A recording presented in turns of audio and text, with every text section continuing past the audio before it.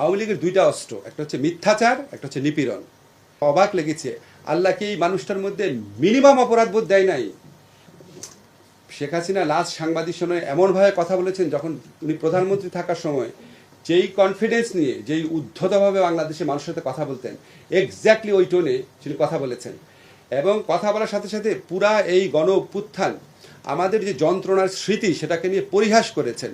উনি বলেছেন যে এরকম এআই দিয়ে বানানো হয়েছে আবু সাইদের হত্যার দৃশ্য, বলেন এগুলো সহ্য করা যায়?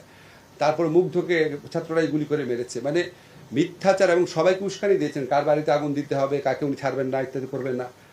আশ্চর্য লাগে, বিশ্বাস করেন, আমি অনেস্টলি আমার কাছে অবাক লেগেছে, আল্লাহ কি এই মানুষটার মধ্যে মিনিমাম অপরাধবোধ দেয় নাই? যার মধ্যে মিনিমাম অপরাধবোধ থাকে না, উনি তো যে কোনো কিছু করতে পারেন।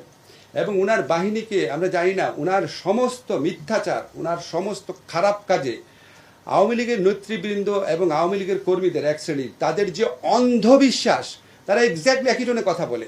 এবং তারা দেশের নানা ধরনের উস্কানিমূলক, নানা ধরনের আক্রমণাত্মক, নানা ধরনের আপনার ষড়যন্ত্রমূলক কর্মকাণ্ডে লিপ্ত হয়েছে, আরও বেশি লিপ্ত হবে, এরকম একটা আশঙ্কা স্বরাষ্ট্র মন্ত্রণালয় তাদের ইন্টেলিজেন্স নেটওয়ার্কের মাধ্যমে তারা এই ব্যাপারে কনভিন্সড হয়েছে।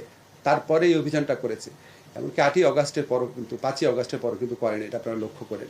এবং আমি যতদূর জানি, আমি জানি না, ওনারা বলবেন, এটা ওনারা সর্বোচ্চ মাত্রায় সতর্ক থাকার চেষ্টা করবেন, যাতে এটা অ্যাবিউজ না হয়, যাতে এখানে আপনার কোনো ধরনের আগে আমাদের যেরকম হতো কোনো প্রাণহানির ঘটনা যেন না ঘটে, এইটুকু আমি জানি।